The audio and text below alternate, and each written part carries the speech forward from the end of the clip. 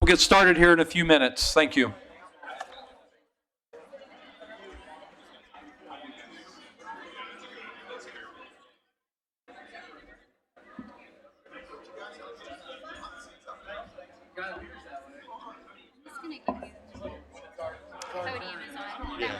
Okay, it's off.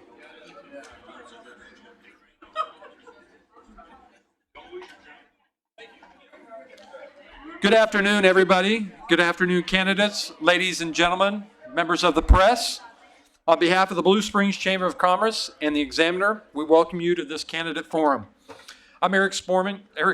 I'm the Chamber I'm the Blue Springs Chamber of Commerce. I'll start over. I'm Eric Sporing, Chairman of the Board of Directors for the Blue Springs Chamber of Commerce. We are pleased and honored to have the candidates with us today, as well as each of you. I want to also express our deep gratitude to the Central Jackson County Fire District for allowing us to host this event here today. When you came in, you may have noticed out in the hallway the tables with the candidates' literature. The table is provided for candidates to place their political materials. Candidates, you may hand out your information following the forum. You're also welcome to stay afterwards and talk with those in attendance. There is another meeting scheduled in this room, so we ask that you take your conversations out to the hallway. Attendees, please feel free to visit the tables outside. Over the past few weeks, the Blue Springs Chamber of Commerce has asked members to pose questions of the candidates. We received questions, and some of these questions will be asked of the candidates this afternoon. Also, we want to hear from you. So if you would like to pose a question to the candidates, please fill out a note card and pass it down to the end of the aisle, and somebody from the chamber will pick them up. After you write your question, questions should be posed to all candidates, not an individual candidate. It is now my pleasure to introduce our moderator today, Mr. Jeff Fox from the Examiner. Thank you. Good afternoon. Before we get started, let's thank the Blue Springs Chamber of Commerce for doing this event every single year.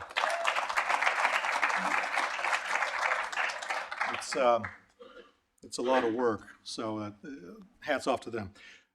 So again, good afternoon. Before we hear from the candidates, I do need to outline the format for today's forum.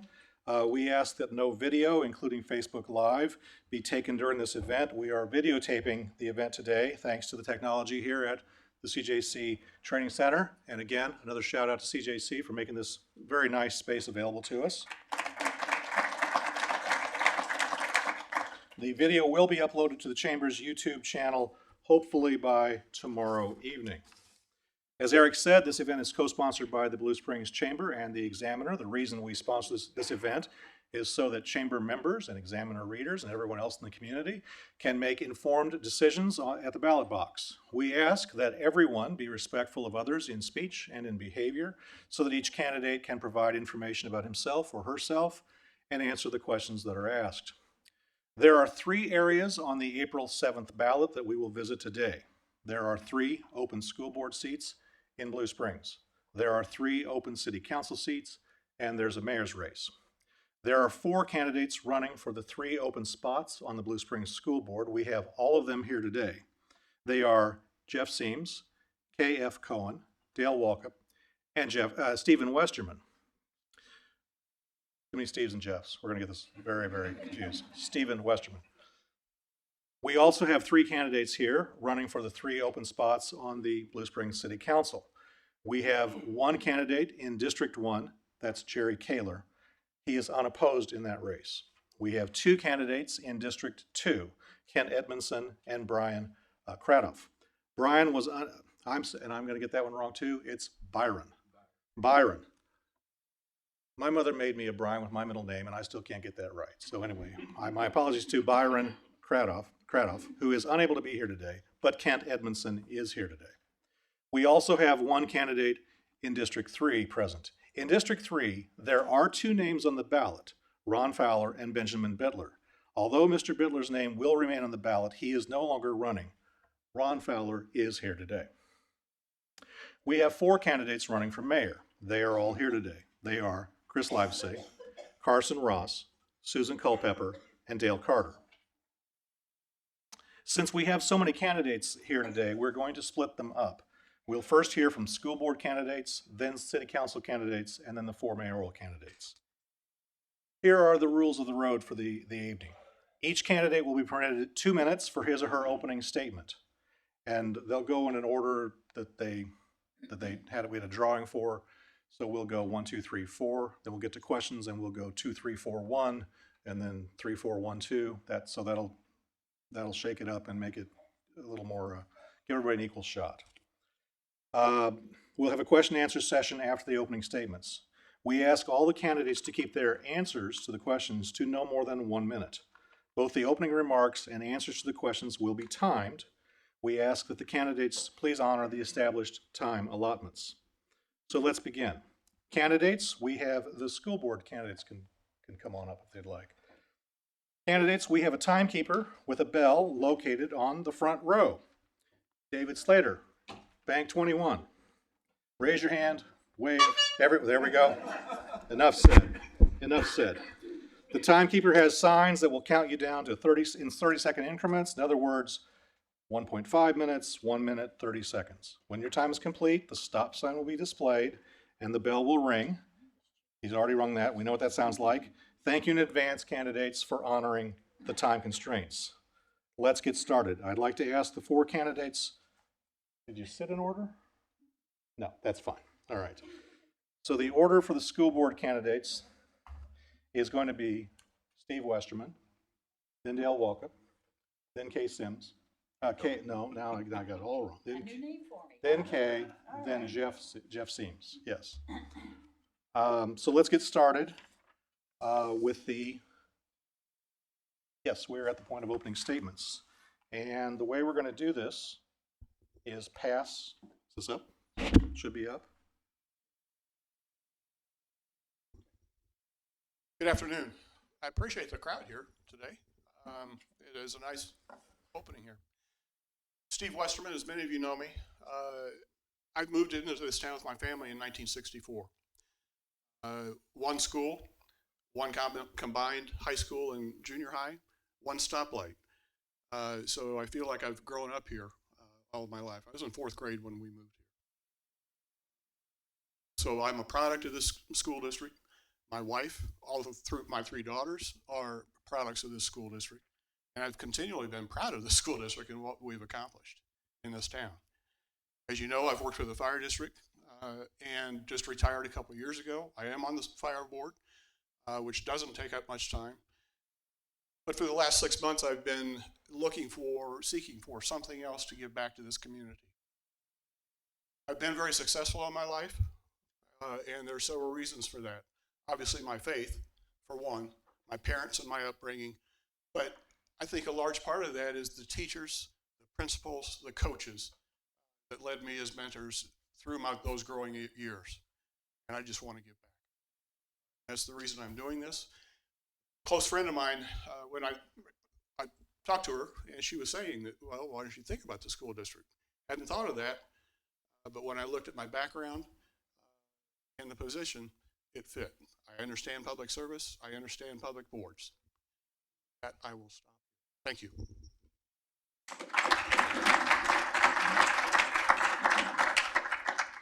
I'm the other Dale in the room. My name's Dale Walkup. I'm running for one of the 3 seats open on the Blue Springs School District ballot.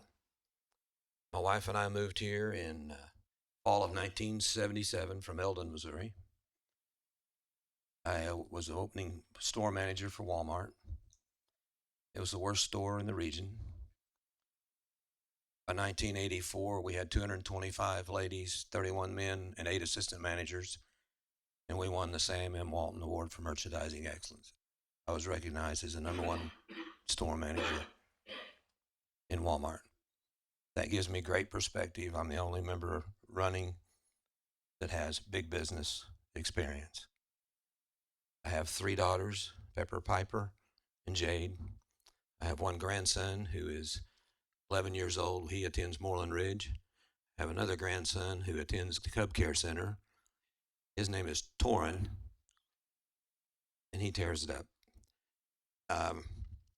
So if you'll look at the thing that you were handed out today, it's a Blue Springs Teacher Mentoring Program. I thought maybe I'd give you a look at what the board actually does. And we approved a program in 2006 that is called mentoring program. It's a teacher mentoring program. So we have 11 mentors now, and that is the success story of our district. It is one of the reasons that we are #1 in all the categories. So later on, I'll talk to you a little bit more about that. I'll give this to Kay.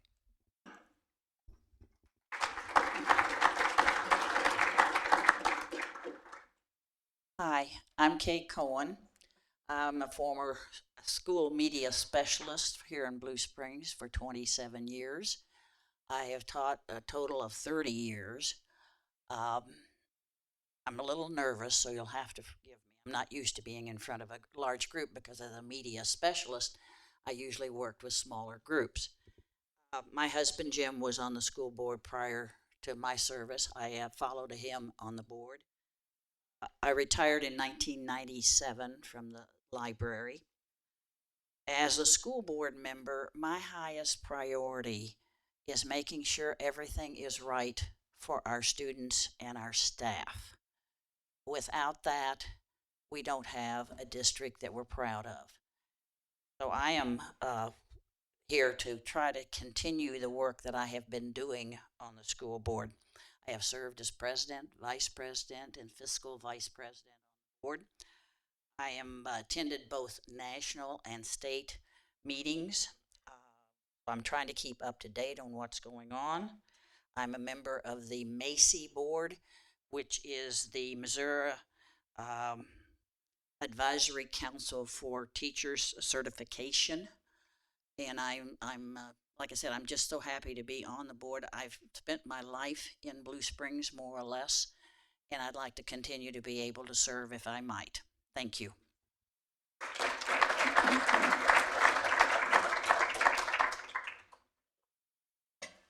Good afternoon. My name is Jeff Seams. I'm also a candidate for the Blue Springs School District School Board. When I've looked at my life, when I went back a couple years ago and thought how lucky I am, how fortunate I am to be where I'm at, doing what I'm doing. But then I realized I couldn't have done that alone. I did that with help from education, mentors, people along the way. I want to be able to do that as well for our next generation, because I know that, like me, that's what made me be successful as I am. When I look back at those times, I just feel blessed for that. But I also want to, my family and I have sat back and said, how can we give back to this community? We've been a part of it for 2 decades. My son has a passion for animals. We started an animal rescue, profit animal rescue, because he wanted to do his part to give back. Me the same way. I look at our future, which is our kids. So I've been trying to be actively involved in the district, been involved with many building-wide and district-wide committees so I can do my part. It's been my goal to be a part of the school board for the last couple of years. I realized I couldn't do it just walking on with no experience. So I've been doing my best to gain relationships and show that I can do this job. The one unique thing that I bring to the board, when we do the board, is another parent on the board. Parent has a better perspective than some others what the district needs. We see it every day with our kids. We're talking with the teachers, sometimes daily, and meeting with the administrator. We see what the impact is. What the impact is with the decisions the boards make on the teachers, staff, and students. To Dale, please. That goes to Dale. Yes. All right. Thank you. Thank you, candidates. We'll move on to questions. These questions come from, he's gonna beat me next, I think. These questions come from members of the chamber. The chamber's been soliciting these questions from its members, plus we're taking them here tonight, and we thank you for those. We will have 1-minute answers to questions. We'll go in the same order, but we're going to start with Dale Walkup and come down here and then go back to Steve Westerman on the end. The first question is this, first to Mr. Walkup. What is the most pressing issue facing the Blue Springs School District right now, and what needs to be done to address it? Well, how many of you are familiar with the Freshman Center? How many of you understand that it's getting ready to be empty? We are putting a technical facility in a facility, a technical, I don't know what to call it. It's going to be our new technology center. Thank you, Mayor. We are going to be teaching kids. We don't even know what their jobs are. I'll give you an example. We saw a presentation at the school board the other night at the work session. Are you familiar with gaming? Everybody plays games, right? We learned that the gaming industry is more popular than NFL football in America today.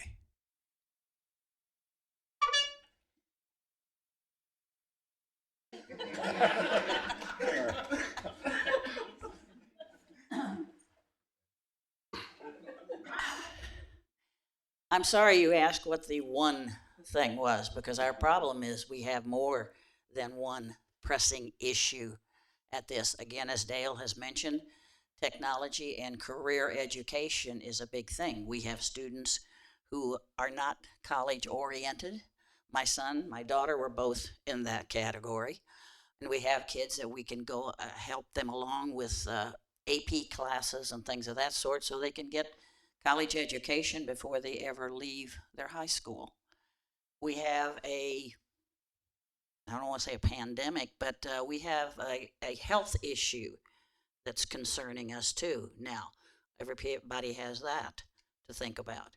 We have a freshman center that we built at South, and we have parents now at Blue Springs who is interested in having the same opportunities that the students have at the freshman center at Blue Springs South. So Any more?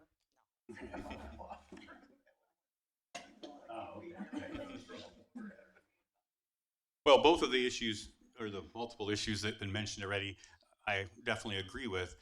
But when we're talking about technology and career ready, having someone that's actively in the business world, that owns a business, that works with the technology, sees what the impacts are today, is important, because I work with it firsthand. I use the technology every day. So that way, when the board is being presented with ideas on how to improve technology and what to put in the freshman center, I can relate to it because I actively use it. Same thing with when we're talking about making career-ready jobs. I work in a trade industry. I see what the need is and know what it takes to be able to help the students be successful. So it's just more relatability to be able to relate with the needs of the students and teachers.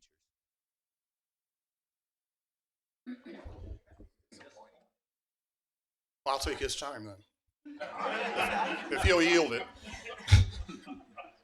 I'm going to mention two because there are multiples.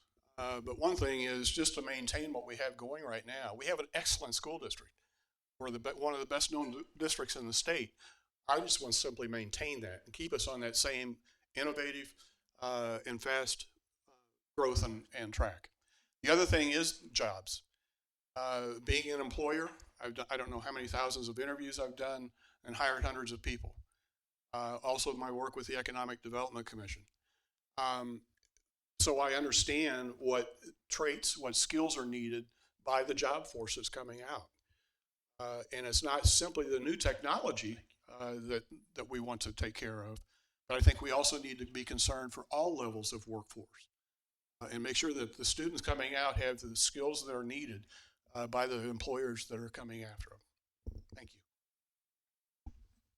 All right, very good. Our timekeeper is being very conscientious and doing a great job. You're getting a 30-second warning. I would say the 5-second warning is when he reaches for the bell. So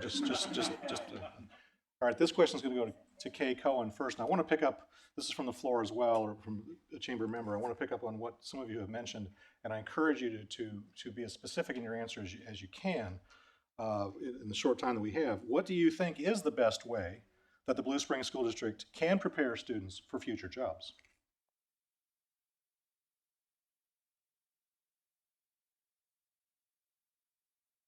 By allowing them to follow their own path. And sometimes that path may be unconventional, sometimes it may be very conventional. But I think with the opportunity to explore and find information themselves, with technology now, you can find all kinds of information. You can almost direct your own curriculum. We're not doing that just yet, but as long as the students have time to explore, find something they love. Dale mentioned gaming, and we have that started this year, and it just blew my mind about how lucrative that area could be, and that it could be a skill that kids develop and use as a job.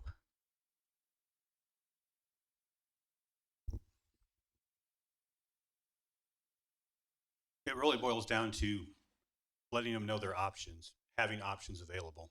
The more options we can give our students, the more needs we can be met to meet all different types of students out there. I know that we're actively working in our CSIP committee, looking at all the different trades, many different trades that offer, that a lot of people, when we're talking about it, didn't even realize that was a good, lucrative job. But the other part is informing people of what's available in those trades. So having a program doesn't do us any good unless we're teaching the kids what's available to them there.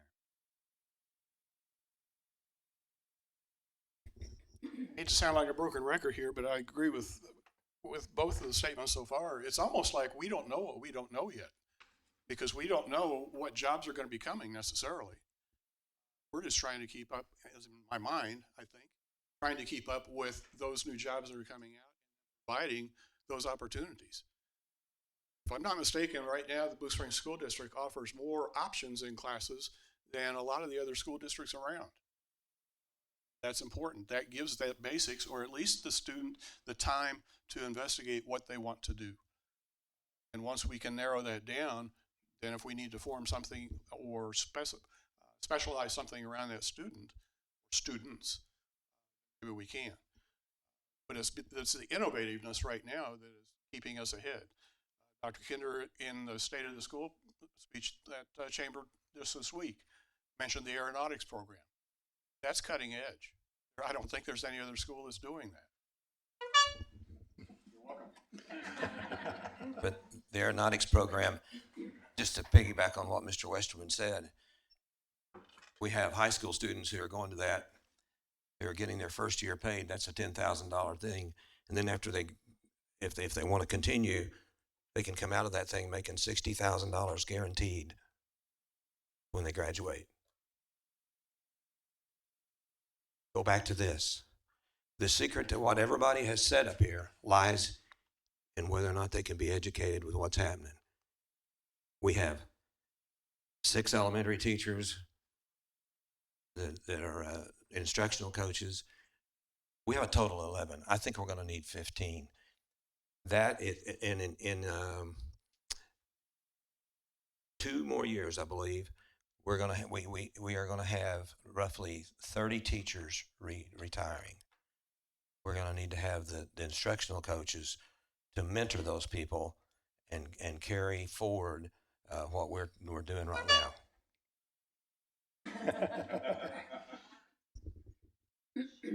This question goes to Mr. Seams first, and then we'll come back around this way. Since the bond issue and levy were passed in 2018, and many of those projects are underway or are finished, what are the next big 2 or 3 things that need to be done in this district? Well, I think the first thing we need to do is we need to get the freshman wing at the high school. The success it's done for our students over at South, has been amazing. It's been great for the students, and it's been a great change in environment for them. The second thing is we're seeing different growth in different parts of our district, and we need to make sure we're meeting those needs to make sure we're keeping our class sizes in check. Because we also need to make sure we're not just putting a Band-Aid growth, that we're ready for long-term growth, whether that be more than just adding rooms onto a building, but if there need be, we're adding a whole building to make sure that the elementary schools are taken care of in that way.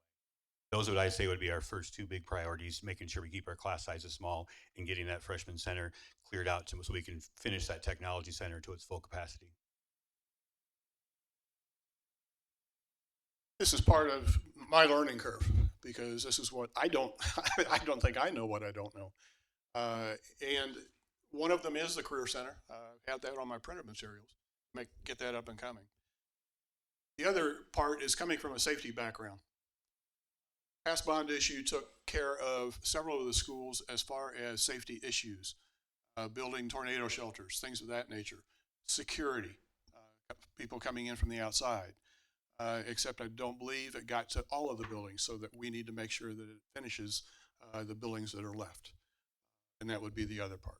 Technology Center will take, or the Career Center will take a huge amount of funds in order to equip that. It's not just the building, it's the equipment going into it. So go back to the sheet I handed out. New teachers are mentored for 2 years, and experienced teachers new to the district are mentored for 1 year. Mentoring is important. Class sizes were mentioned.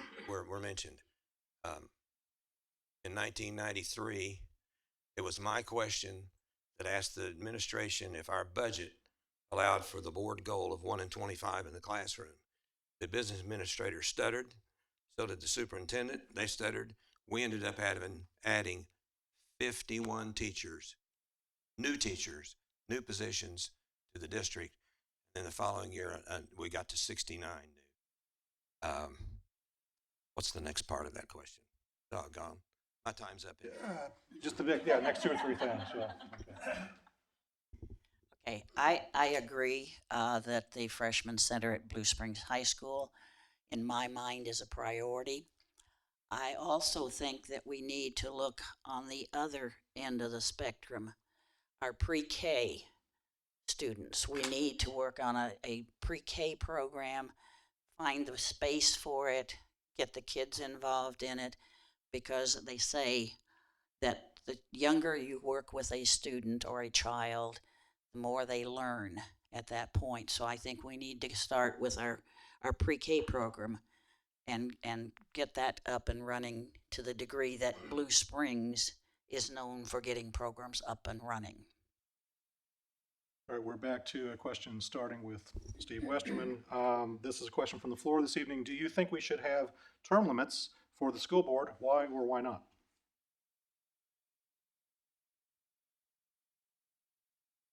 No, I don't have an opinion. And the reason being, it's up to you, the voter. We can enact a term limit, but right now the state statute does not require it for school board members. But those term limits can be set by the voter. It's your choice in the end.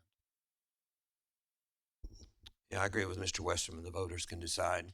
I've been on a long time. I suppose that question was directed toward me, but I'm telling you, the experience is worth it as I represent each and every one of you. What I wanted to finish my previous question with is our governor looks like he's going to mandate 4-year-old education. Is that right? 4-year-old pre-kindergarten. In other words, we've got 5-year-olds going now. He may mandate that we teach all of the 5-year-olds. That is a challenge, ladies and gentlemen. He mandates that. I'm of two minds as far as term limits go. I have spent approximately 50 years in the field of education. I started out as a young teacher in Northwest Missouri, actually a librarian, I guess I could say.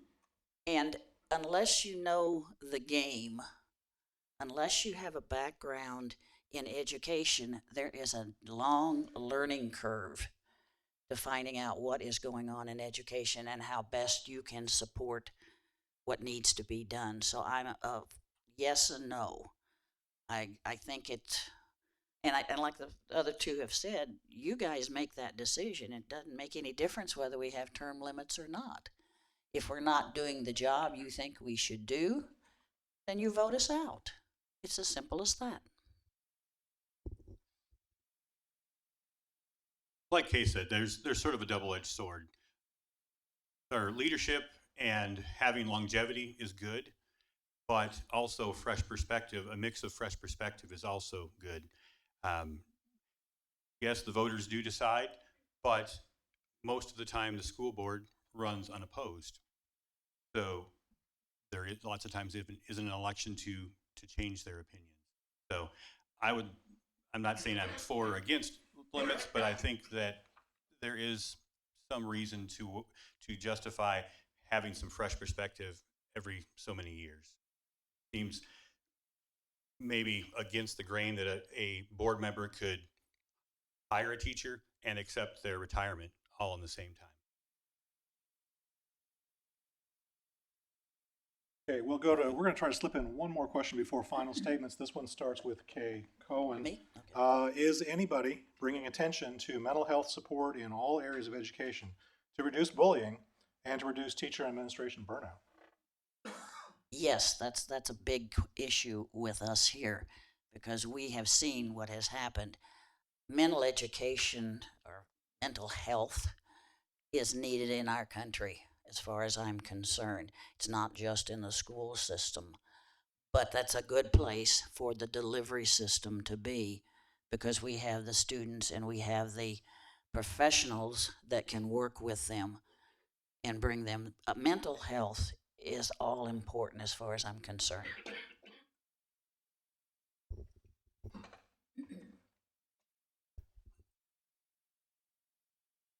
Sure. See if we've got it here. Is anybody bringing attention to mental health support in all areas of education to reduce bullying and to reduce teacher administrator burnout? I know the district right now is working hard on the mental health side of things. They're implementing multiple programs trying to alleviate the challenges that the teachers are facing and the students are facing as well. But the challenges are is we can't stop with just one program. And we have to make sure that we're staying on the cutting edge of anything to prevent stresses on our children and stresses on our teachers. But we also have to be careful not to put too much undue burden on the teachers as well and expecting even more of them out of the classroom because they do have an awful lot on their plates already. We have to make sure that we're giving them proper staffing so they can make sure that they're taking care of the kids and the kids' needs in the classroom, which if they have support, it helps with the burnout process. I'm pretty sure the school district already has several programs in process or in practice right now, because I believe that there has been a few issues already in some of the schools. So part of that has been being taken care of. Is there other programs that can be applied or used? I'm sure there is out there. The need is simply to go out and find out what those programs are. Can they do any better than what we already have? Is it an issue? Definitely. You see it in many forms in many schools across the country every night on the news almost. So that's out there, and this town, this district, I'm sure is not unaffected by that. We have the Alveus anti-bullying program. It starts at the preschool level and runs clear up to senior high. We have spent millions of dollars on anti-bullying. The sad thing is that the kid that gets bullied is probably not making real good grades. And so we have programs in effect for those kids to get supervision, get somebody to, I'll be your friend, an administrator. I think we have over 600 activities in the school district where they can find something that they can hang their hat on and change their lifestyle. Thank you. We are at closing statements. We'll start with Mr. Siemens. I am reminded to remind the candidates to please hold the microphone close. You won't get coronavirus. Hold it close. Don't be afraid to speak clearly. Apparently there's some hearing issues in the back of the room or somewhere in the room. 1 minute for your closing thoughts. Sir. As we wrap this up tonight, I just wanted to again thank you for coming out. As you're making choices in April, I think I bring some unique perspective. I come from a different era. I'm a parent in the district. I think I would make some great representation for the whole district. To me, the whole district is important, whether it be the community itself, all the teachers, staff, administrators, and I think I could do a good job to represent you, our community. Thank you. Steve. I too would like to thank you again for coming out and to the Chamber for hosting this event, along with the Examiner. Many of you know me. I've been around town for a long time. You know my leadership and what I've been able to do with the fire district or with a good team behind me. I simply want to be part of the team school district. I think I have a lot to offer, and I simply just want to serve. I want to better this community and continue serving in any capacity I can. Thank you. Yeah, you made a good point. I came to the school district with no agenda, with nothing to grind. I've developed a couple. I hate unfunded mandates. I believe that unfunded mandates are going to be the death of our district if we're not careful. My main goal is to serve. I serve as your conduit. If you have a problem, I suggest you talk to the teacher. If not the teacher, the principal. If not the principal, I will get involved, but you're going to have to work with the teacher. So that is my thing, is I really believe in the chain of command. I would appreciate your vote on April the 7th, and thanks so much for the Chamber for having us and the Fire District for having us. Let's have a round of applause for our. Oh, I am sorry. I guess I don't have anything further to say. Everything I can. We have one more person. Yes, I want to thank you too for being here and listening to what we have to say, because it's your choice in who stays on or who runs on the board. I have been on the board only 8 years, but I've been associated with this district, as I said, for almost 50 years. And I want to do what I can to help the students here in Blue Springs. I attend student activities. I work with the wrestling team. I've worked with the softball teams. I love going to the plays. I love seeing the kids in a different format than the academic classroom. So I would want to do as much as I can to help them continue and explore 21st century and beyond on that. Thank you again for being here. Thank you, candidates. Apologize for getting ahead of myself there. I want to thank the school board candidates. The city council candidates are going to make their way up here now. All three of them.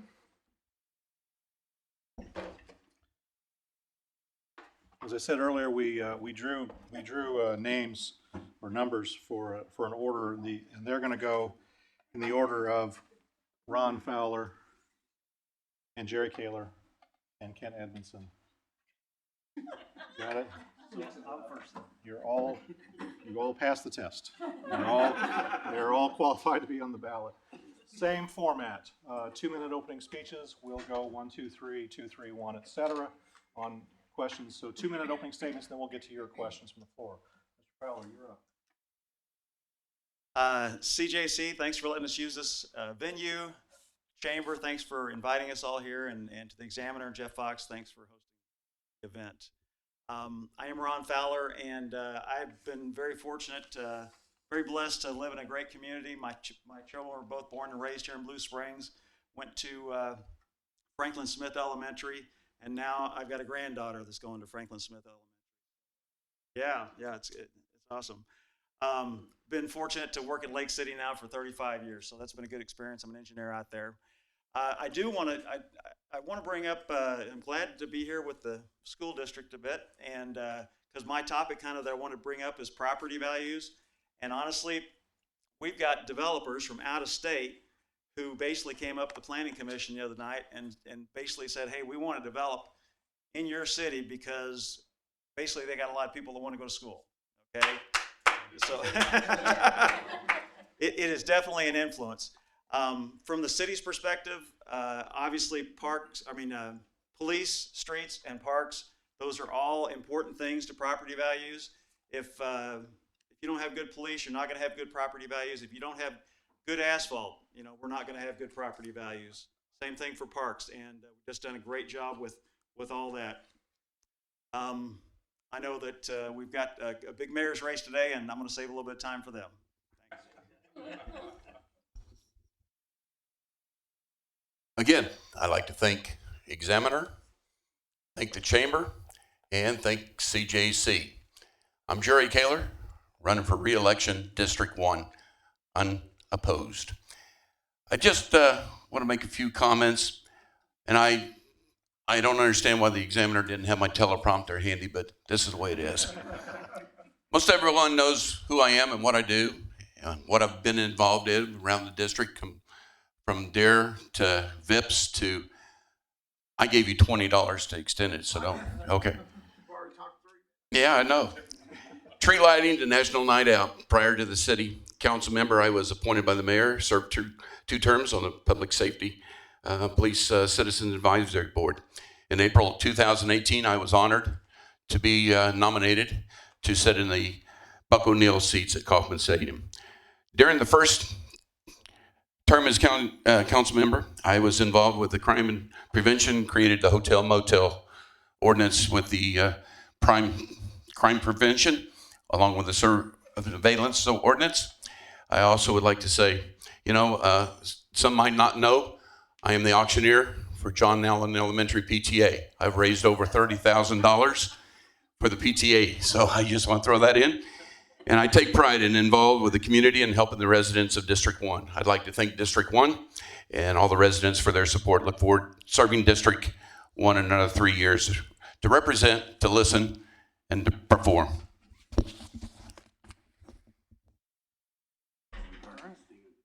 Well, we'll use one of Jerry's favorite words as far as ditto on thank yous for everybody here. You're hearing that repeatedly, so would like to thank. My name is Ken Edmondson, District 2 councilman.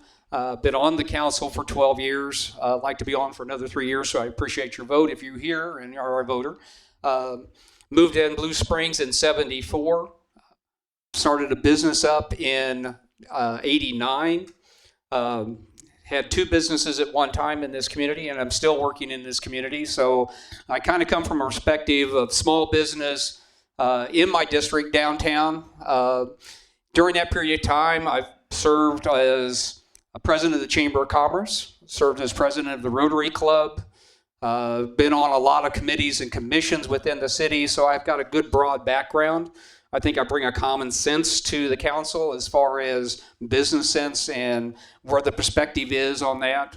We hear a lot about empty businesses and vacancies within the city, but one of the things that brings business to the community is housetops. We need road improvements. We need a good police force, a good fire department, which we have an excellent one.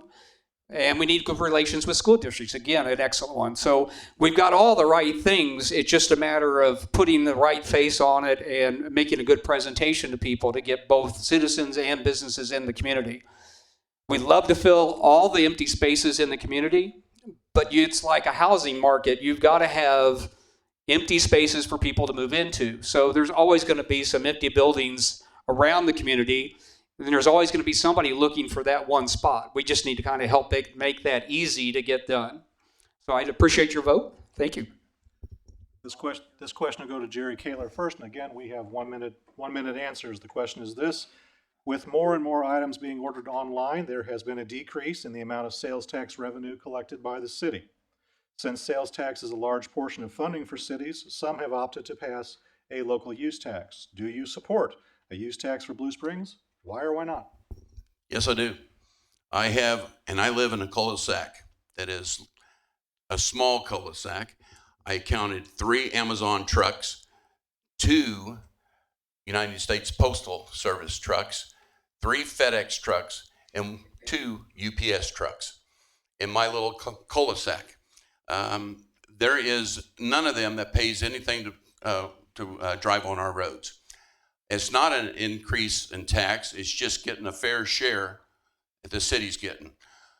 We, as a city, don't get our fair share. The state gets theirs. People don't have a problem paying the state for theirs. But we live here in Blue Springs, and there's no reason we can't have our fair share doing it. Yes, sir. And you're right. We do have a lot of transportation that uses our roads, those facilities, and they're not really contributing to the funds. Sales tax is one of the largest things we get.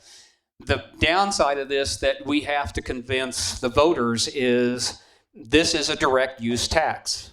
A lot of our taxes we have, if people getting off I-70, they pay the taxes for food, gas, that type of thing. But if you're a resident, this does directly affect you. So we need to make a really good argument to convince them that we need this tax. This money is due. It should be given to us. And we use that for things that make the community better. Better roads, better infrastructure, better police. That's what we need to do. We as a city need to convince you that this is what you need to do because it's in your best interest. And we tried to do this. We didn't do a really good message with it. I think we'll come back out, we'll learn from that and do a better one.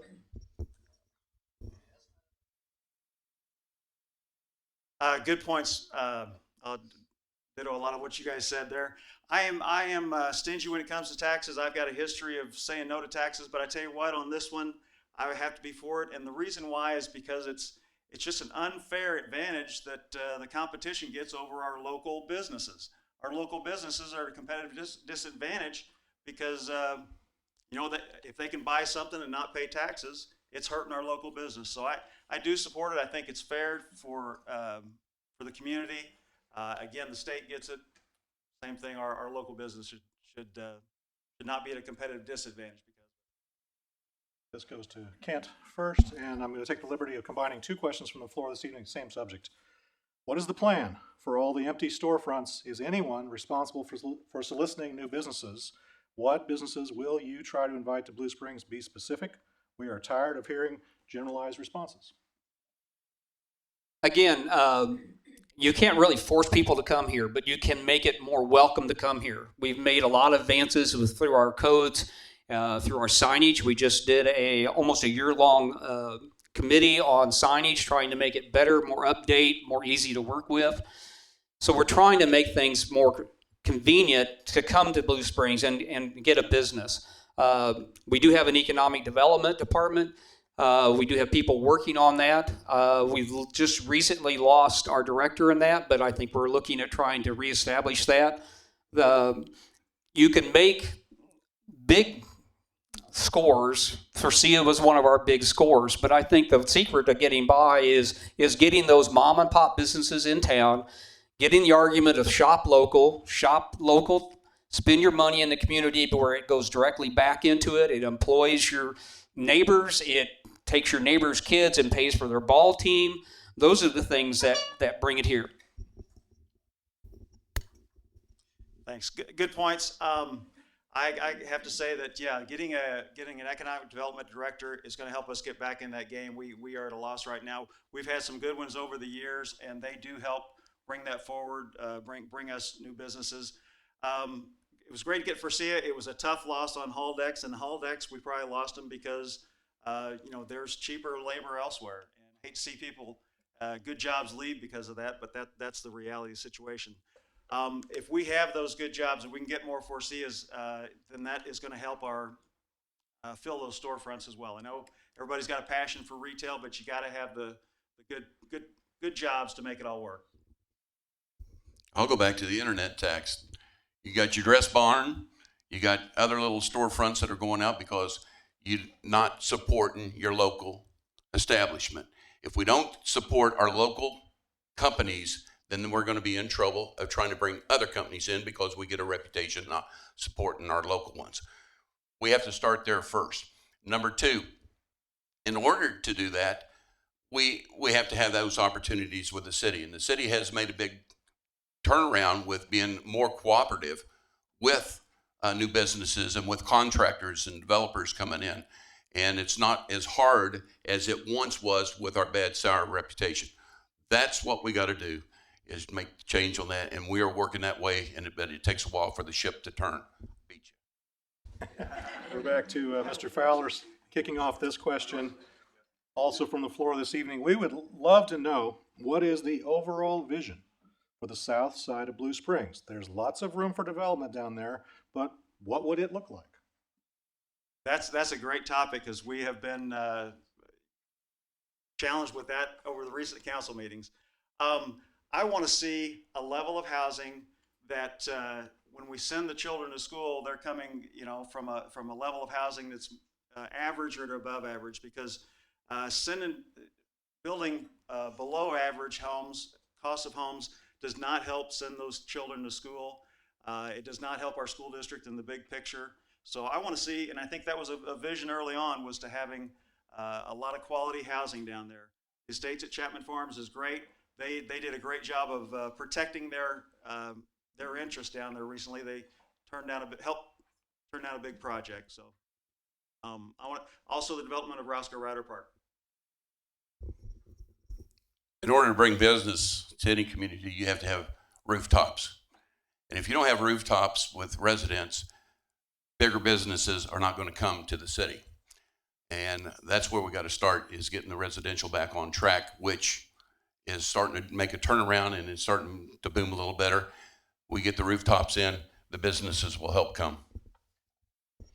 Well, again, District 2, we're pretty well landlocked. Most of ours is older, established homes. We're doing some infill in there, and we're looking at some projects that's city-owned property that maybe we can generate some population down there. But you're absolutely right. Business depends upon people. People depends upon houses. You need those rooftops. You need to do that. District 3 is probably our biggest expansion project. Jerry down in District 1 has a couple of projects that are going on the east side. But you really need to provide a mix to bring people in. When I came to Blue Springs, I came to a starter home. I stayed at that one for a while, then I moved up to a next level. I'm not at anything glorious, but I've moved up, and that's what you need to do. We need to bring some of these new people in that establish roots here, and they work their way through the system. So a good mix helps. You also need to have some smaller homes for people that are aging that want to go back to a ranch home. They're becoming way more popular, and we're seeing that more in some of the designs that are being presented to us. So I don't know if there's a secret or key to that, but that's my opinion. One goes to Jerry first. Jerry Kaler first. Changing gears a bit, can we get a grocery store on the northwest side of the city? I believe that's in District 2 that they're wanting that. So I'm going to yield my time to... I do appreciate that. Thank you. Fair enough. That has been an ongoing topic since the grocery store left over on Woods Chapel. I will say that one of my things that I helped with the council to do was get the improvements done to Woods Chapel, get it widened, get the diamond diversion up on I-70. That whole area now has a new look, new traffic flow. The right things are there. What you got to do on a grocery store is they depend upon rooftops. So as hopefully we get a few more rooftops, a few more houses on the very far northwest end of town, north of I-70, that maybe that'll play into it, that we could get maybe attract a small grocery store, something that would fit in that market. You'd be surprised that the suppliers control grocery stores. They have a hold on these people, and they say, okay, I don't want you to put a grocery store in there until you get this many rooftops. They really kind of restrict that, and we've known that. We've had people that want to do something and hadn't been able to do it. Do I get your time? Really, I should yield it to you too. Yeah, there has been incentives on that area. I want you to think about all the grocery stores we have in town, though, and realize that each one of them has has a pharmacy there too. And now we've got CVS down there. That's going to make it a little bit more challenging to get a grocery store because they're not going to be able to have that pharmacy, or they have more competition. But I always thought once you had a CVS, you had to have a Walgreens on the other side of the road. Correct. So I'm amazed it's not there yet. So. No, I know that our council members working hard on that. The city has, and we've definitely offered incentives, but we just haven't been able to be successful yet. Where are we at? We're at Kent, I believe. We have time for probably one more question before we go to closing statements. A general question, but still, what is the most important issue facing the city of Blue Springs right now, and what needs to be done? Well, our most important question, I think, to me is budget. We always worry about budget, where our money is coming from. We don't produce a product, so to speak. We depend on tax revenue, property taxes. So we're always dealing with budget issues and trying to see what's the best use for our product. We have, and I think we're very fortunate in that, we have a great team, both our staff, our city leadership, but also on the council. We've done really well, I think, over the past years. And as a team, because you can't do anything individually, I myself maybe can try to do something, but it takes four to get any major programs done through the council. So it's not something that just one person does. It's a teamwork item. And our staff is geared towards that teamwork. And so those things that we face, if it's a budget issue, it's handled at a team level, citywide. We're looking at trying to improve things, trying to increase housing, which increases property taxes, get some of the land bank money, land that we own. The most pressing issue facing Blue Springs right now is who we're going to elect for mayor. So. You had to go there. Yeah. No, there's a lot of competition for mayor this year, and it's an important issue for the whole community to decide. We got another month to figure it all out. All right. One of the things I think our police would like us to say is that is the retirement system we have. There's a lot of focus on that. It has been a topic that's been discussed, and I have coined it that it's not if, it's when this is going to happen. I truly believe it will at some point in time. Staff is working in that direction. A pressing issue financially is our roads. We're not keeping up with the amount of road improvements that we need to keep up with maintenance, and I'm pushing for that. Hang on to the microphone, Mr. Fowler. We're back around to you. Luck of the draw. He didn't get a chance. Oh, I'm sorry. I'm doing that all over. You gave away your time earlier and threw me off. I'm okay. You go right ahead. What is the most pressing issue, Mr. Kaler? I'm sitting in Kay's chair, I understand, but I think it's the chair. It's the chair. most pressing, roads. Our infrastructure with the roads. That is one of the biggest things I hear in my district is when are we going to get repaved? Our roads are major. That also hinges back to the internet sales tax. I believe that would help that situation immensely. But we've got to focus on a little bit more, doing more towards our roads to it, and that's very good. Thank you. Sorry to cut you or try to cut you off there. We are back to closing statements. It is Mr. Fowler to kick off luck of the draw. 1 minute, please. Thank you. Yep. Yeah, I'd like to identify with everybody in the room here. Look, we've got elected officials from CJC, from the school district, from the city. We've got employees from all those as well. And I've got to say that this is the collective effort of Blue Springs. We need to get together like this more often, okay? This is really how we build a community. If I look at my longevity, it's really because of all the efforts of all the different people in this room, and it's always been working Blue Springs. It is a community effort, and everybody here, it's really how we grow is getting everybody together like this. Taylor, it's you. I want to thank again CJC, Chamber of Commerce, and Jeff Fox and the Examiner. And I want to thank all of you for taking time out of your busy schedule to come and listen to what all the candidates have to say, because it is very important what's happening in our community. But we can work together and make it a better community, but we got to take the time and think of what we're doing and work together. So let's work together and keep it going. And again, Jerry Kaler, District 1. Jerry Kaler, District 1. Okay, so I want to make sure. Well, thank you all for being here. I'd like to thank you for the trust you've given to me for the last 12 years as being on the council. Hopefully I represented you well and would like to represent you well for the next 3 years. We work well as a team. We ride on the back of the school district on a lot of things. You ask anybody that moves in the area, a lot of times if they're young, they came here because of the school district. They come here to get the benefit of the insurance because we had a great CJC fire department. Does great work. The employees and staff of the city, I think we have one of the best ones in the eastern Jackson County. We've got a great public works department. We always hear good things about if it snows, they're out there, they're getting it plowed, they're getting it done. Potholes, if you call, they get them taken care of. We work really hard to give you value for your tax dollars when you come to Blue Springs. And hopefully that's a message we can carry out and further get new business, fill some, too late. Too late. Round of applause, please, for our candidates. Thank you, gentlemen.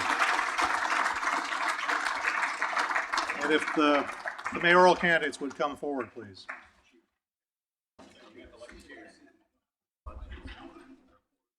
Remember that deal down in Texas when the Democrats were debating and the moderators didn't know whether they were coming or going or on TV or not? It's not as easy as it looks. All right, there's a lot of people here. The order in which our mayoral candidates will at least first speak are Carson Ross, Dale Carter, Susan Culpepper, and Chris Leipzig. Hand this to the mayor.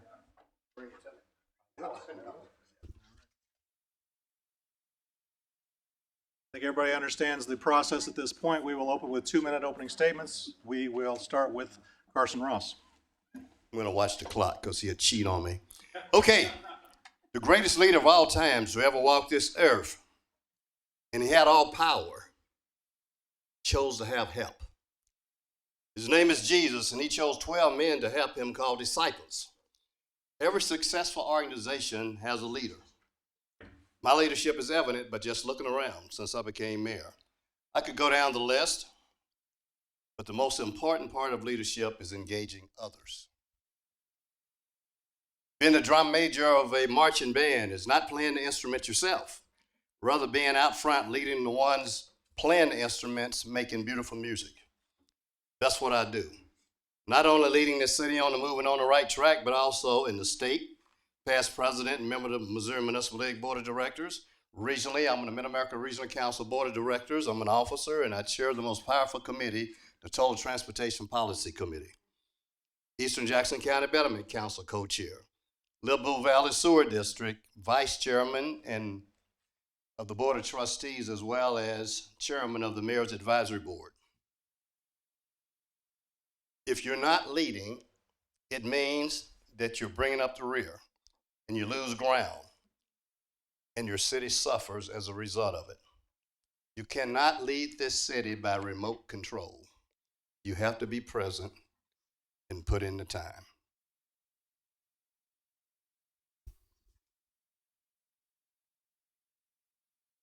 Like on my first word, you're going to start? All right. There you go. Yield back. All right. Hi, I'm Dale Carter. I'm running for mayor on April the 7th. 25 years ago, next Friday, I started at KFKF Radio, running one of America's great radio stations. When I moved here, I had 4 young kids, and people told me, go to a school district that starts with blue, either Blue Valley or Blue Springs. Now, I'm from Indiana, so Blue Springs was the pick because it was like an hour closer to Indiana. So here I am. I love this city. I served on the city council for 9 years, but prior to that, my youngest son, Jonathan, was diagnosed with Asperger's, and so I started working with the school district on the CSIP committee that Annette Seago got me onto. Then I started working with the chamber. Perhaps you remember when Blake Shelton played a free concert in Blue Springs. We were able to get that done. On the city council, there are a lot of things that we could talk about. I've gone door to door, thousands of residents. I started in September, And I tell them all the same thing. You know, we're here to serve you in the city, okay? We're responsible for public safety, infrastructure, and how we pay for it is with a robust economy. Our economy right now, if you look at the empty buildings, I don't know how we can call it robust. I have two plans. One is called Blue Springs 2030, the future starts now. And the other one is a more immediate plan to get into the empty buildings. We can talk about that in the questions. I have material outside on both, Blue Springs 2030 and also the plan to get businesses going back in the city. So that's what we can talk about. And I hope I'll get your vote here on April 7th. How am I doing? 7 seconds? 5, 4, 3? Good. Yield my time. That time. Good evening. My name is Susan Culpepper, and I am here because I would like to represent you as your mayor. Over 25 years, I've dedicated myself to serving the residents of Blue Springs. I've been awarded Woman of Distinction for Eastern Jackson County. I've been awarded Civic Leader of the Year by Missouri Municipal League, and that's hard to say. And I've served 2 terms as Mayor Pro Tem. My community service includes Women Endowing Education, Habitat for Humanity, Community Service League, St. Mary's Medical Center, Board of Downtown Alive, and a whole lot more. I'm very active in the First United Methodist Church, and I'm a liturgist and sometimes Sunday school teacher when they talk me into it. I've learned the basics of municipal government by working as a planning commissioner. I served on most city boards, giving me broad perspective of how we need to move forward. Serving on the Economic Development Council, I was the only councilman active in securing FRCIA, bringing 300 jobs to our city. As we prioritize our needs, I would apply my experience as a corporate controller and director of accounting to streets and infrastructure, economic development, public safety, and enhancing housing development, balanced housing development. And all of this requires a well-balanced budget and fiscal responsibility. These need to be addressed in unison as they depend upon each other to create the synergy for success. It's an ever-evolving circle with the budget at the center. I attend all the board meetings for CJC because I think it's important to know what everybody is doing. I also attend all the board meetings for Prairie Township Fire. These are important to our city. We need to make sure we provide good services. Okay. I volunteer at Franklin Smith Elementary School, and I've always had a dream of securing a major university in Blue Springs. I graduated from the Citizens Police Academy and dedicated 2 weeks every summer to working with Girls on Fire, and I'm almost done. Blue Springs has been my home for 40 years. I love this city, and I am dedicated to making it the very best that it can be. Thank you. I'm sorry. That's okay. You're down to a minute and a half. I can do it. So people often say, and I think, in fact, I've said it at these forums before, that elections are about the future. And so it might sound kind of odd then for me to say that if I'm elected mayor, you're going to get a lot of the same from me. And that's because from the very first campaign I ran in 2010, a decade ago, I've consistently preached the message that government is most relevant to the people when it is focusing on those priorities that it exists to maintain. And so that's why, whether it's been at a work session or strategic planning meetings, I've continually brought the focus back to our infrastructure, to the residents' priorities on streets and sidewalk maintenance. And in fact, the only reason we even have sidewalk maintenance is because I recognized a need in the community and advocated for a change in our policy. And that's why for the last 6 years, we spent $3 million without raising taxes to begin addressing our sidewalk needs. That's why early in the process, I saw the cycle of hiring and training and equipping skilled officers and then losing those skilled officers to the surrounding communities because we didn't have the right policies or we didn't have the right benefits and pay. And so I made amendments, budget amendments, only to be outvoted. That's why I've never been satisfied with our reactive economic development policy, instead advocating for a proactive approach even specifically calling specific businesses for specific buildings and specific areas of the city, only to be told it wasn't worth our time. I'm not running for mayor because I'm worried that Blue Springs is going to fall apart without me or that we're doomed to a future of empty buildings. I'm running because as I have advocated for these priorities, I found myself in the minority. And as I have advocated for these, I recognize we've missed the mark on these priorities our residents have told us are most important. And so it's for those reasons that I would ask for your vote on April 7th. We will now go to the question and answer period, 1 minute answers. Dale Carter is up first. I would say to the candidates, if the dreaded bicycle bell happens to you, just Ignore it. Finish your, no, do not ignore it, no. Not where I'm going. Finish your thought and let's keep things moving. There's a lot of stuff here. And that same note, these are still city issues, so there's going to be some repetition or at least echoing of the questions we had previously. And we're going to start with one of those right out of the chute. With more and more items being ordered online, there's been a decrease in taxes, as we discussed earlier. Some cities have adopted a local use tax. Do you support a use tax for Blue Springs, and why or why not? I do. And I think the number is 600,000 that we lost last year by not having this tax.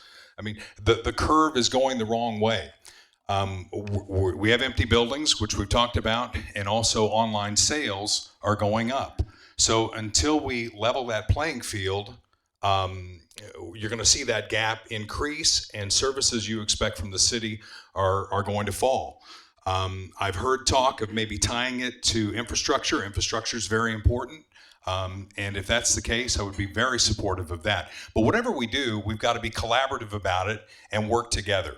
And I think that's the skill set that I most bring to this thing. In my job, I'm a coach. I bring people together, and I would open the doors and be very transparent about it. And I'd bring in all the other stakeholders, the school district, the chamber, Downtown Alive. A lot of what I'm going to talk about is a collaborative approach. We can't do it alone as a city. We tried it once and we failed. All right, let's do it together. I'm definitely in favor, but I think that it's a matter of education. I don't call it a use tax. I call it a sales tax on internet sales, and I do that because this is not a new tax. This is a tax that you all voted in. We're just not being given the right to collect it. So I think it's a matter of education. We need people to understand that this is not new. And Dale's absolutely right. When we talk about empty stores, it's not a level playing field. Everybody deserves to have the right to sell their things with the same tax base. So we need to make sure that we educate. And if mayor, I would insist that we dedicate at least the first 5 years of that tax to our streets. So I'm going to answer this question the same way I did last year. It's a more complicated issue than it's being made out to be. A use tax is not a sales tax.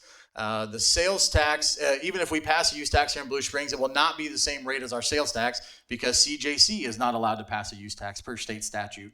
So that 5.5% won't be on top of it. So I think this is a problem that needs to be handled with the state. As I said last year, I'm in favor of trying to recapture that revenue.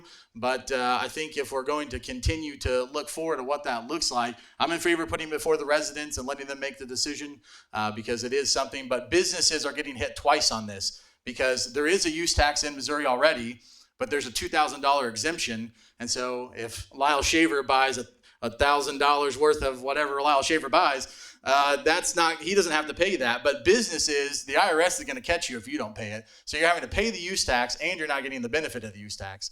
And so I think we need to work with the state level to fix those problems before we're just talking about whether or not we need to do that here in Blue Springs. First of all, the Missouri Supreme Court decided that we could not call it a sales tax. So that's why we have to call it a use tax. And that's what makes it confusing. And I don't know if the legislature can actually fix that based on the Supreme Court's ruling. Certainly, I support that. We had it on the ballot once before along with independents, and they both went out in flaming fire. Independents came back last August and put it on the ballot again, but they had a specific use for it. It was dogs and police. So our number one priority when we asked the citizens what's the most important thing to you is roads and streets in our city. So I see us bringing it back. Education is important, and dedicating that money to extending the amount of money. We spend $3 million, $2.5, $3 million a year on road and street repairs. So what we need to do is dedicate more money to that so we can get things done a lot faster, and I don't get the emails like I had. Thank you. This question goes to Susan Culpepper. First, will any of the mayoral candidates commit to restoring funding for recycling and the household hazardous waste programs in the 2021 budget? I will not support restoring the recycling center. We have services that come to our door and take care of that. And I really believe that our citizens and our residents need to be responsible for their own trash. What I will support and am feeling very strong about is the hazardous waste, because we cannot have that collected at our door. And I think that that is something we really do need to address. We cannot be putting that into landfills. I think every resident needs to be responsible for their own trash. We don't pay for picking up your rest of your trash. I think it should be included in what you're doing. You take responsibility. So I did not support closing the recycling center in the budget at the time, and I would support bringing it back. You saw Lee Summit just brought their recycling center back on just a couple of weeks ago. Councilmember Edmondson had a plan in that 2017 budget to keep it open and maintain it. Might involve charging a small fee, a couple of dollars to use it, which would not only be used Blue Springs residents, but the surrounding communities like Lone Jack and Grain Valley and those areas to the north that don't have those opportunities would help to fund that as well. Same thing with hazardous waste. I went along with that, with removing that from Mark, because we weren't getting the value that we should have. And so my plan would be to go directly to the Holler and Lee Summit and negotiate a price directly with them. I think we could do the same program with the same services for half of what we were paying Mark. And so I would commit to doing that as well in the next budget. Unless there was a surplus in the budget that would allow us to do that, because we have a lot of competing interests in Blue Springs, and that recycling center just did not rise to the level of keeping that open when our costs went from $12,000 to $100,000 to be involved in that. That just didn't make economic sense to me. And I think we have to be responsible fiscally to do that. So I agree with Council Member Culpepper that hazardous waste certainly is one that I think is important that we take a very serious look at, because I don't want people dumping stuff where it shouldn't be dumped. But recycling, you're going to have to convince me that that's a priority in the budget. Yeah, when the mayor announced at the meeting when hazardous waste removal was taken out, that you started the fiscal year 2020 budget at a $1.3 million deficit. 2.2? 1.2. I'm off by 100 grand. I want my 10 seconds back. Okay, the deficit concerned me. Okay, there are things we want to be able to do for our residents, but we've got to be able to pay for it. And a robust economy is going to do that. And again, we get back to the empty buildings. When I heard you say that, I went to work on an immediate plan to start on day one, to turn it around. And that's on a card out there. I don't have 3 minutes to tell you about it, but look at it. It's a 4-step process that will start on day one to turn our economy around, because when we fix our economy, all these other things will take care of themselves. You were last. We are down to starting with Chris. We have several questions in the same theme, so we'll take this one as representing many of them. Bear with me on this. There's a little bit to it. 7 Highway has become an eyesore. We have far too many empty buildings. The residents have no communication as to why restaurants suddenly close after only being open business for a few months. It appears that Blue Springs is difficult to work with. What's the problem? What will you do to support, retain, and entice restaurants to come and stay in Blue Springs? So my approach goes back to the proactivity for economic development. When we just lost Denny's, council member Kaler and I were in a meeting. We didn't wait to see if a business is going to come to us. We told staff that we thought they should go out and try to call specific businesses to locate in that building. I think economic development is a function of investing in our community. The reason why we're having people skip over us is because we're not investing in our streets. Our streets are crumbling. Our public safety isn't what it should be. And so businesses are going to locate where the community is showing that they invest in it, and then they're going to want to invest in it. So I know Councilmember Carter mentions his 4-step plan. 3 of those 4 steps are a meeting to discuss comprehensive plans, and the 4th one is not anything proactive. It's just putting out there that we're open for business and hoping businesses come to us. That's not a realistic way to have business come to Blue Springs. You need to be proactive and take the steps. That's how we're going to get it to happen. There's a common theme in the Blue Springs Chamber of Commerce, and it's called Buy Blue Springs. Eat Blue Springs, and then we don't have to worry about businesses closing. I'm sure that Denny's and all these businesses, restaurants that close, people are not going there supporting them. Because if a business is thriving and making money, there's no need for them to leave. So that's the key to it, is we have to support the local businesses if we want to maintain those businesses in town. Because anybody in business, and I own a restaurant, you got to have some kind of return on your investment. Otherwise, you're going to close the doors. Well, to defend my plan, since Chris brought it up here, it is a 4-point plan. We are at a competitive disadvantage because we have earned the reputation we are difficult to deal with. We're difficult to work with. A business will come to Blue Springs, check every box, and still have the risk of their plan not being approved because we just, for whatever reason, it's not getting done. And they know that. And that's why they're skipping over us and they're going to Grain Valley and Oak Grove after Lee Summit and Independence are full.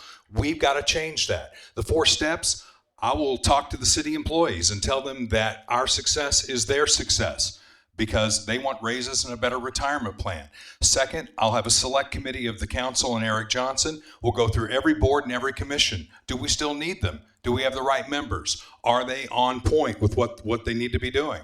And then, after we do that, then we'll review the UDC and the comprehensive plan. We did that at my insistence in 2013. Susan served on that committee. We wrote a really good plan.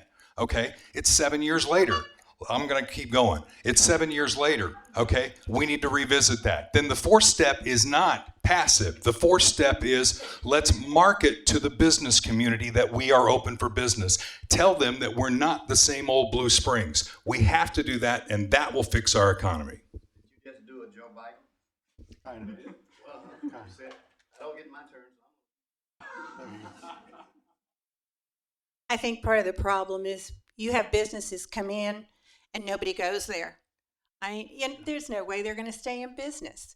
We want to have restaurants, and unfortunately, I'm not bringing my restaurant until I see another restaurant succeed. Somebody has to be there first. I think we are working to make it easier and better to do business in Blue Springs. But if you don't go to those businesses are going to go out. We cannot go to staff and tell staff, make sure somebody fills that business. That's not going to work. That's not their job. Our staff it's not their responsibility to go out and find businesses to fill every vacant spot. I think it's a responsibility of making sure we are good stewards, making sure that we provide the things that businesses need. We need to make sure we are good to do business with. We will visit your store. We will buy your products. I think a lot has to do with infrastructure. We have to have good infrastructure. We have all these other pieces. All of this fits together. It's like a big circle. The budget's in the middle and all these things circle the budget, and we have to make these things work together to get businesses in here. I think you need a bigger bicycle. Right. I think we're back to Carson Ross to start off with. Oh. Yes, quicker answers mean more questions, and we have many of them. So let's stick with that theme. This one goes to Carson Ross first. What are your major expectations of the next EDC director, and what should be done to empower the Economic Development Council? We have to select a person that we feel is going to be comfortable with the with the skills to be able to communicate not only with the people that we're trying to bring in. You know, a good example of that is when we brought Forcia here. We had put together a very good team, Economic Development Council, as well as good staff, and also community partners working together to get them. They just didn't have a dartboard and throw a dart and say, we're going to locate in Blue Springs. It took a lot of work to make that happen. Because when we brought them to town, we showed them a soybean field and say, hey, this is where we want you to put it. But we had to convince them that we had the wherewithal to be able to make that happen. And also it was about relationships. You know, I was able to personally develop a relationship with the president and CEO without even knowing it. And that also played into it because he questioned me a lot about what's the environment in Blue Springs? What about the school district? So, and that was easy. We got a great school district, so I was able to talk about that. I'm gonna keep talking too. So what about some of the amenities that we had to offer, like the field house? But I'm not gonna keep going beyond that. I'm gonna respect you, Mayor. The mayor brought up Forcia, and Mark Stombaugh was our economic development director then, and now he's with the state of Missouri. He did a great job. That came to us as something we didn't even know what it was, Project Turtle. And, you know, we fought and we got it. It was the best example I saw in my 9 years on the city council of all of us, from the mayor to city staff to the council, working together to get something. And I want to keep doing that. I mean, part of the Blue Springs 2030 plan calls for manufacturing jobs. Let's take that land that was supposed to go for the Missouri Innovation Project, and let's do manufacturing jobs. Let's build on what we did in Forcia, and let's bring in more automotive manufacturing. GM just put over $1 billion into the Wentzville facility. You've got 2 in the Kansas City metro. Let's build on that, and let's work with the school district. This is where I want to work with the school district. Let's educate those kids for that new economy. I mean, you've got college, which isn't for everyone, military isn't for everyone. What's the third rail? Skilled workers. That's what we need from the Blue Springs School District. Let's work together in a collaborative way to make that happen, and that's what I would ask of the new economic director. Gotcha. One of the most important things for an economic director is to make sure that they can work in conjunction with all the other organizations in town.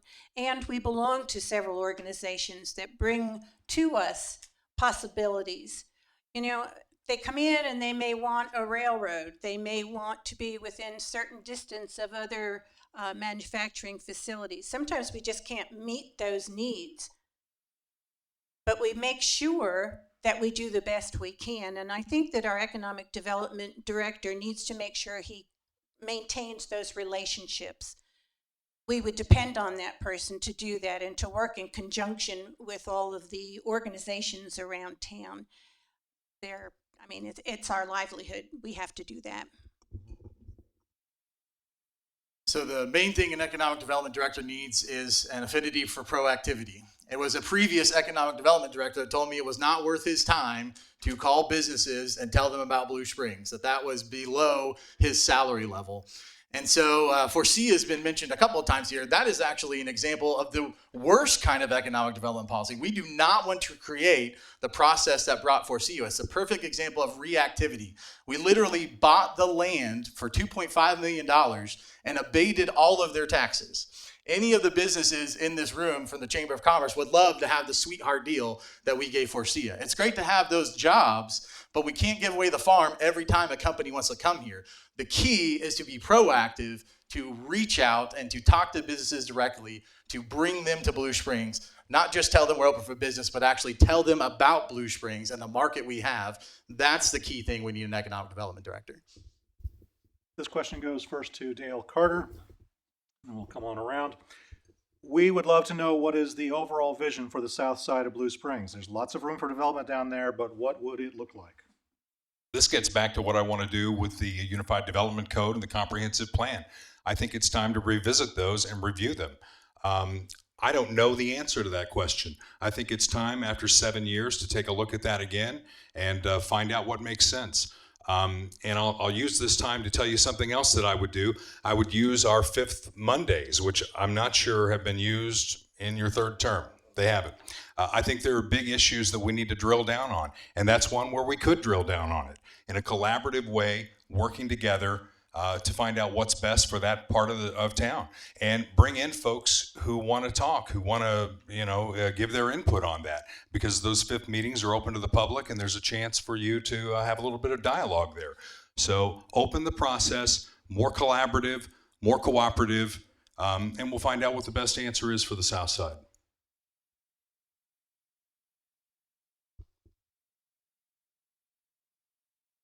We originally looked at the south side and we had Chapman Farms development down there. And of course, we all know that as the economy went, so did all the plans. One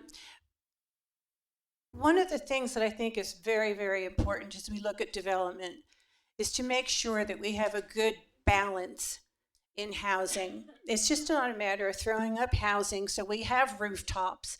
What we need to do is make sure we have a good balance of housing. I would like to see us put together a sketch or whatever staff needs to do so that we know how many small houses do we have? How many multifamily houses do we have? How is all the property in our city zoned so that we can work appropriately? And once we get those numbers, I see down south being more of an area that we had originally looked at as Chapman Farms. I would like to see it developed with mid to upper size homes. And we have 2 parks going in down there, which are going to draw people. We have some great amenities down there. And so that's how I would like to see the South Side. Clearly, the South Side offers the best opportunity for development in Blue Springs. We're pretty much, as Councilmember Edmondson mentioned, landlocked in every other direction. I think the vision is a lot like Councilmember Culpepper just outlined. We need diversity of housing. I think the vision should be good single-family developments that fit the surrounding communities that they are adjacent to. That's why the project, the Earhart Estates by the Chapman Estates, didn't seem to work, and they've withdrawn that. I would say that's why the Cambridge Park Estates that we passed the other night does work, because it was similar size housing values to the surrounding area.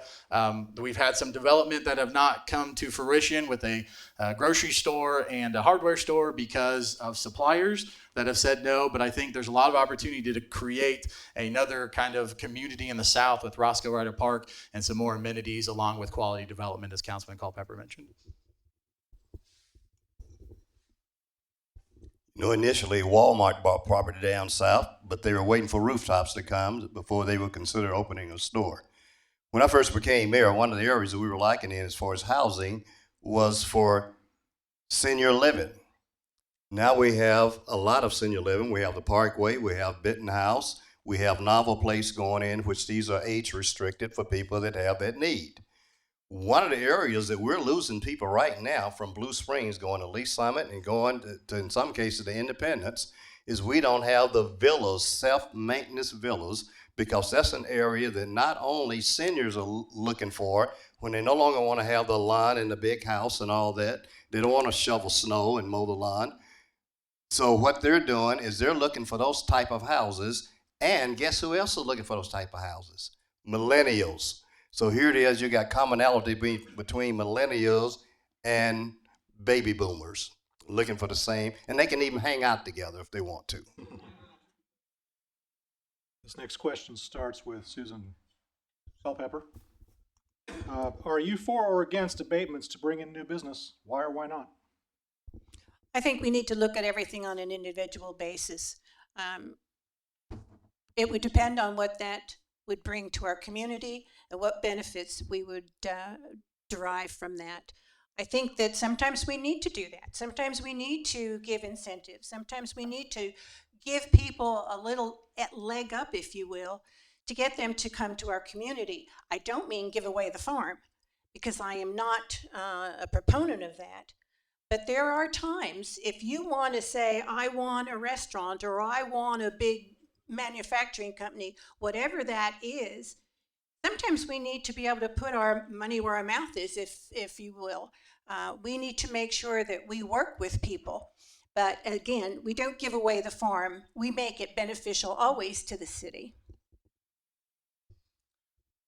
So I'm never going to be in favor of removing a tool from our toolbox. I think whatever is legal and allowed, we should have the option to do. I am, however, concerned about our abatements and our TIF process. I'm not going to be in favor of giving incentives to a green space. Our developable green space in Blue Springs is pretty limited, and we're going to be talking about redevelopment in the next 5 to 10 years because all our land's going to be developed. I know from the school district, we have already abated $1.5 million annually that should be going to the school district, but because of the decisions the city has made, that money's not going to help their process. So I think we got to consider all the options, but I would be hesitant to pursue incentives unless it was something that really needed to remove some blight.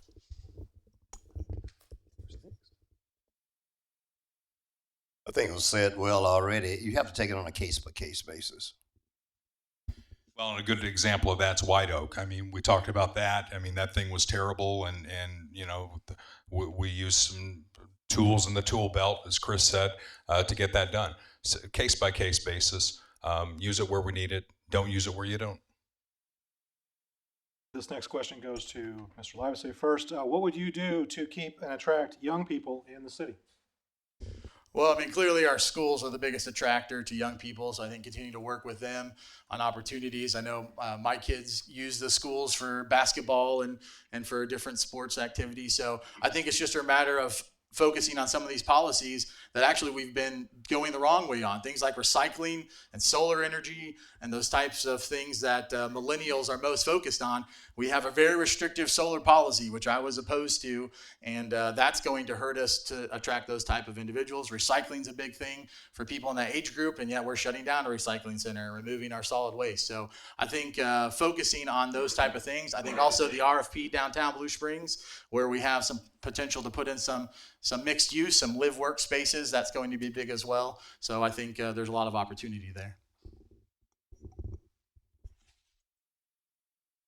You certainly have to provide them what they're looking for. My only daughter that lives in this area lives in Lee Summit. The reason I went to Lee Summit is because we didn't offer the type of housing they were looking for when they were starting to grow a family. And the problem you have is once you lose them, you don't get them back. And so we have to figure out what they're looking for. Again, a lot of you younger people want to start out, they want to travel. They don't want to be burdened with owning a home that they have to maintain. Again, that's why we've got to look very seriously and convince, the city doesn't build anything. We have to convince other people to build things. So we have to convince these developers, this is the marketplace. You should know that. You're in the business. This is what's going to sell.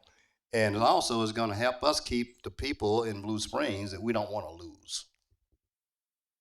When I talk to people at the doorstep, thousands of them so far, jobs, opportunities, and making it easier to do business in Blue Springs are my top three. And jobs is the number one.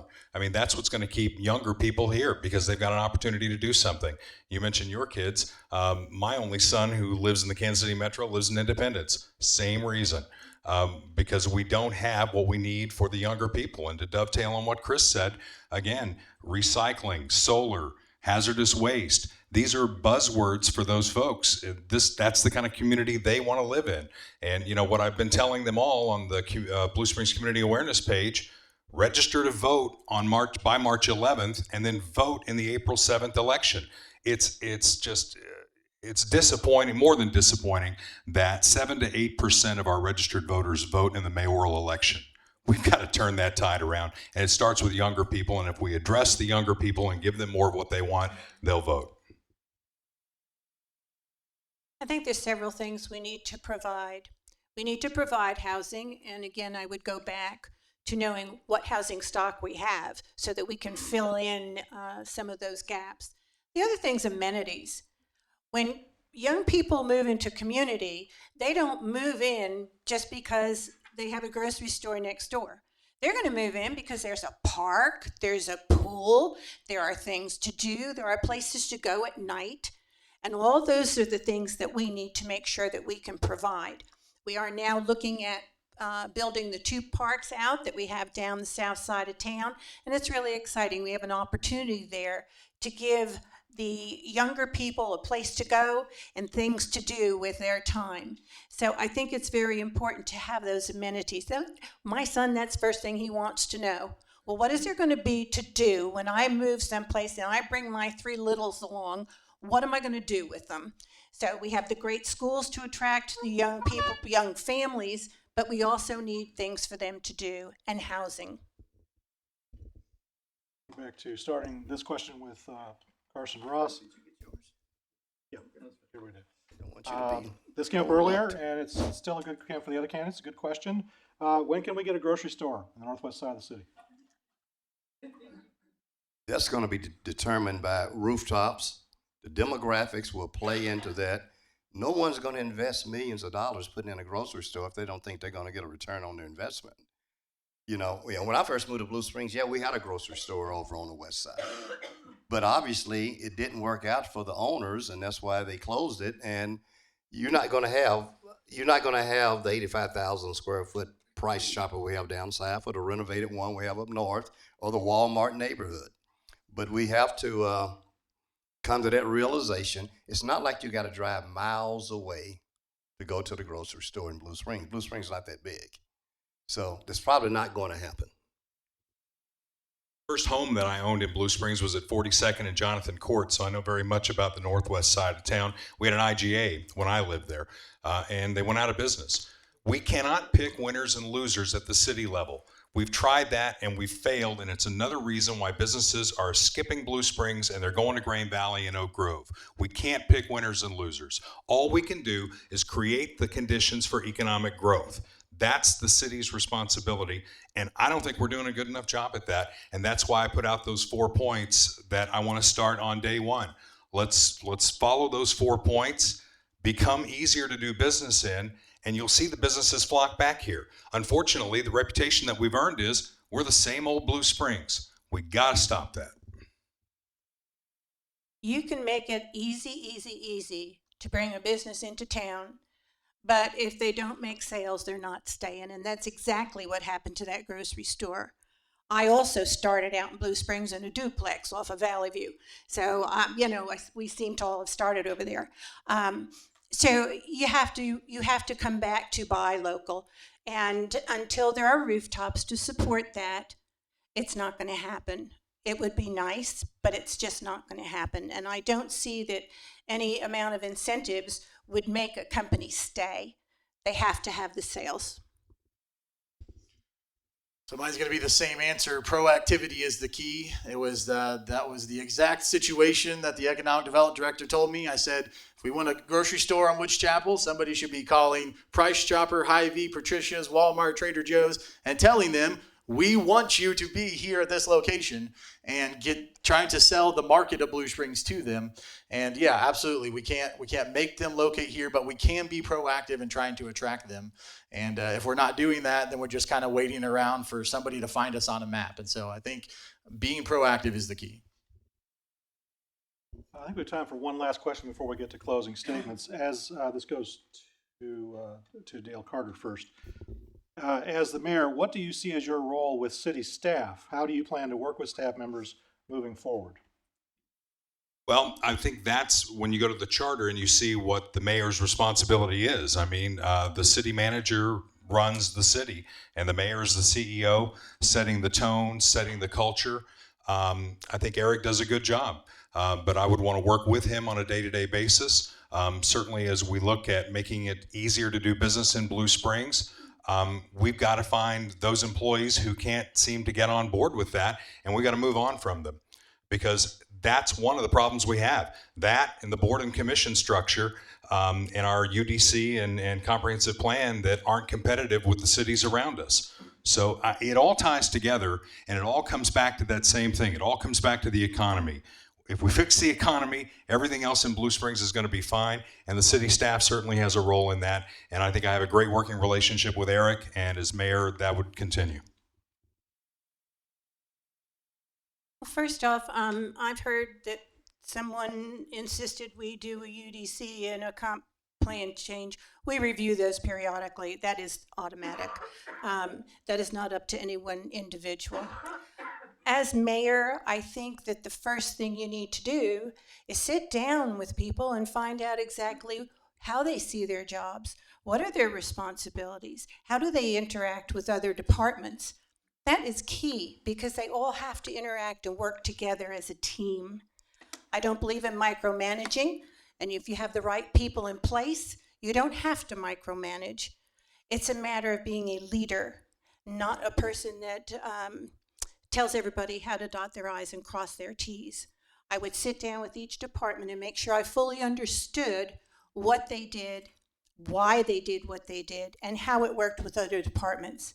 I also would like to look at all of the different commissions and committees that we have. Some of them may need some restructuring. Some of them just maybe need to have coming together of what are the plans, what is your vision, and where do you see yourselves going as a committee? Because we all need to travel in the same direction. So in our system, actually, the CEO would be the city administrator. He governs the day-to-day and does the functions. The mayor is the chairman of the board. We set the policy and tells the staff how we want it to look like. So I think our relationship with the staff is really just one of listening, to understand what it is they need, to understand what policies that we need to have in place to have them effective in doing their job, to keep them safe, and then most importantly, to attract and retain the highest quality. We have a great staff, as Councilmember Culpepper said, that we don't need to micromanage. What we need to do is support them with good pay, support them with good health insurance, support them with good retirement, and then make sure the policies are in place to make sure they can do their jobs well. They're the face of the city. We're just the schmucks that get elected. They're the ones that do all the work. So I think supporting them and listening to them, that's the relationship an elected official should have with the staff. Ironically, the charter does say the mayor is the CEO. Now, there are 5 people that report to the mayor and the city council. It's the city administrator, Eric Johnson. We have 2 judges. We have a city attorney, and we have a prosecuting attorney.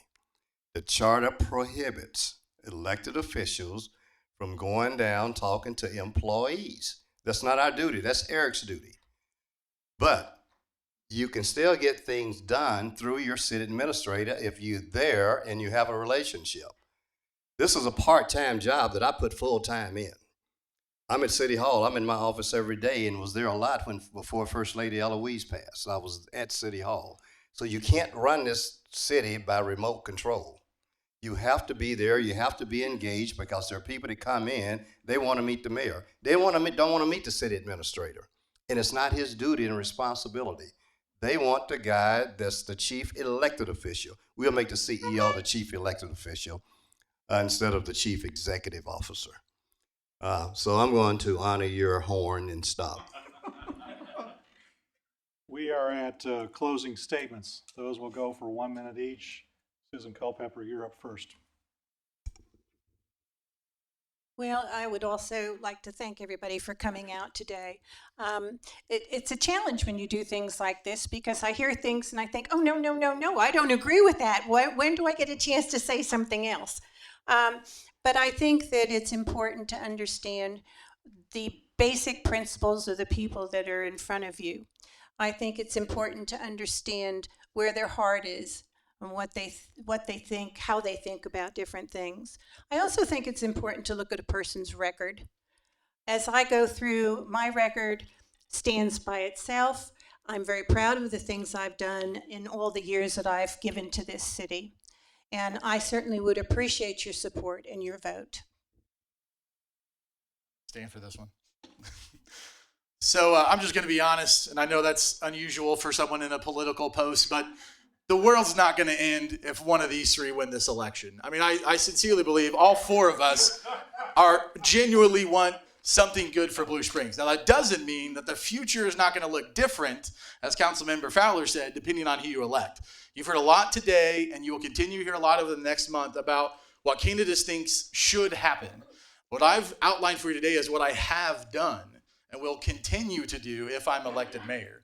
And so I think focusing on those priorities, right-sizing our essential functions is what is missing and what we've missed the mark on for the last 10 years and what I hope to fix as mayor.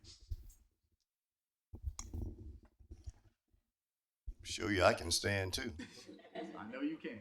You know, I just finished up my State of the City address a week or so ago, and I'm going to talk about things on a positive note. We talked about things what needs to be done. Let's talk about some things that's been positive in the city of Blue Springs. We talked about for sale, so I'm not going to go there. Did you know Money Magazine rated Blue Springs as one of the top 100 best places to live in the United States? That's something to be proud of. We were number 15 by the chamberofcommerce.org is the 15th best city out of 2,500 in the state of Missouri to live. Take a look at our parks, Mayoral parks. We have a splash pad over there, was very popular. We had over $100 million in investments in Blue Springs in construction. And that's just to mention a few, but we ain't done yet. Roanoke Drive completion. We're going to get a traffic signal at 7 Highway and South Avenue. We're going to get sidewalks on 7 Highway north of I-70. We're going to be doing some strategic visioning. So, and we're also going to figure out how we can recoup some of that money when you see those ugly, gray trucks running up and down your street, and FedEx and UPS, United Postal Services truck. We got to recover that money if we want to be able to have the revenue to fix the streets that people complain about. So anyway, you know where I stand. You know what I've done for the last 12 years. So if you want to keep the city on the move and on the right track, Carson Ross is your man. You know, I was talking to Kent earlier today, and he said back in the day we had a really good team, and we worked together, and Chris is right. No matter who gets elected mayor, the world is not going to end. What I do think is we don't have term limits in Blue Springs, and the mayor can run every time he's able to. And you've got to make that determination if that's the plan that you want to stay with. I have a plan that's going to turn this thing around, that will fill those empty buildings. We need to do that. We've got to fix our economy. We've got to work together, collaboratively and together. We have so many great stakeholders in town. The Blue Springs School District, the Chamber, thank you for hosting this thing tonight. Downtown Alive, the fire districts, the police department, working together. The police department came to me and they had a great idea. They wanted to try and use the Blue Springs School District's clinic. I think that's a great idea that the city ought to partner with the Blue Springs School District. Let's rebuild the bridges that we need to rebuild, and I think we know what we're talking about there.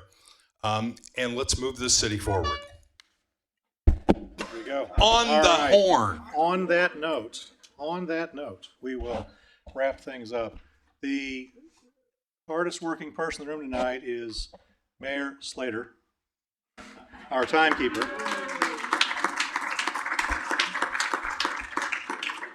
And the second hardest working person in the room tonight is from the Examiner. It's Mike Janae. He's one of our reporters in the newsroom. I want to thank the candidates for their comments. All the candidates, all 11 who've been here tonight, this has been a lively exchange of good thoughts and ideas and pretty good dialogue among the candidates themselves, and this has been a rewarding experience, I think, for everybody who's here. I want to again thank the Central Jackson County Fire Protection District for their hospitality, and each of you for coming out. Don't forget, there is another group booked into this room at about 6:30, so we've only got a couple of minutes. You are welcome to stay, but please take everything out here into the hall. One more thing, April 7, exercise your right to vote. Thank you.